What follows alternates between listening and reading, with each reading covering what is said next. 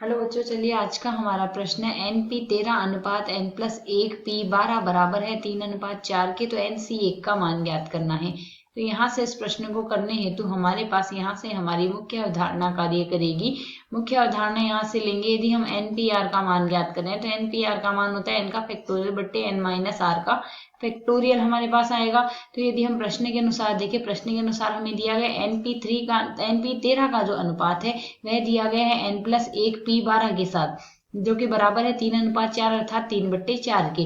तो NP 13 को यदि हम सरल करेंगे तो क्या आएगा, N का फैक्टोरियल बट्टे में आ रहा है N-13 का फैक्टोरियल आ जाएगा। साथ ही इसके बट्टे में हमें लिखना है, तो बट्टे में आ रहा है हमारे पास N+1 का फैक्टोरियल और बट्टे में हमारे पास मान चल रहा है N+1 -12 का फैक्टोरियल बराबर आ रहा है 3/4।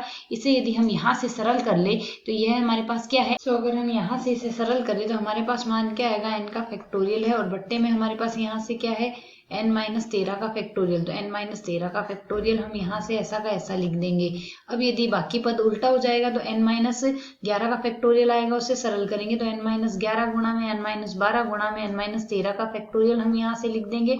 और बट्टे में हमारे पास है N+1 का फैक्टोरियल, जो कि लिखा जाएगा N+1 गुणा में N का फैक्टोरियल बराबर आ गया हमारे पास यहाँ से 3/4, जो कि हमने यहाँ से इस प्रश्न के अनुसार यहाँ पर लिख देना है।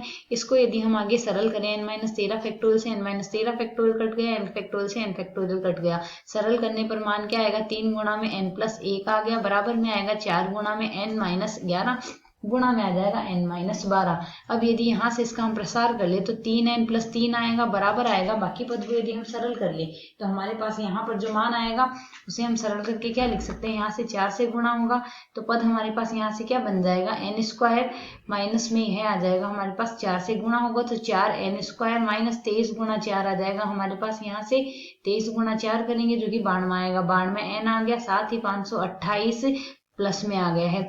इसे यदि हम आगे और सरल कर ले तो यह पद हमारे पास क्या लिखा जा सकता है, 4N² ऐसा कैसा रहने देंगे, माइनस के 3N का पक्षांतरण कर दें तो माइनस का 95N प्लस का 525 बराबर आ जाएगा हमारे पास यहाँ से 0। तो यदि हम इस पद को आगे और सरल करें तो 95 को हम तोड़ सकते हैं, 4N² माइनस का 60N माइनस का 35N बराबर प्लस में आएगा 525 बराबर आ गया हमारे पास यहाँ से 0। पहले दो पदों में से 4N यदि उभयनिष्ठ ले ले तो N-15 बचेगा, माइनस अगले पदों में 35, अगले पद में यदि हम 35 उभयनिष्ठ ले ले तो यहाँ से आ जाएगा हमारे पास N-15 बराबर 0। तो यहाँ से हमारे पास पद बना है N-15 बराबर 0 या फिर 4N-35 बराबर हमारे पास आ रहा है 0। तो इसे यदि हम यहाँ से सरल करते हैं तो मान क्या आएगा, या तो हमारे पास N-15 बराबर 0 आएगा या फिर दूसरा पद आएगा 4N-35 बराबर 0। तो यहाँ से तो N बराबर हमें प्राप्त होता है 15 और यहाँ से हमें N बराबर प्राप्त होगा 35/40, 35/4। तो जैसा कि हम जानते हैं यहाँ से 35/4 तो इसका हल हो नहीं सकता, तो N बराबर 15 हमारे पास यहाँ से इस प्रश्न का हल आएगा। तो यदि हम यहाँ से देखें, हमें NC1 का मान ज्ञात करना है तो NC1 बराबर हमारे पास क्या आ जाएगा, NC1 बराबर आ जाएगा 15C1 और 15C1 का मान होता है 15 हमारे पास। यही हमारे इस प्रश्न का हल है। आशा है समझ आया। धन्यवाद।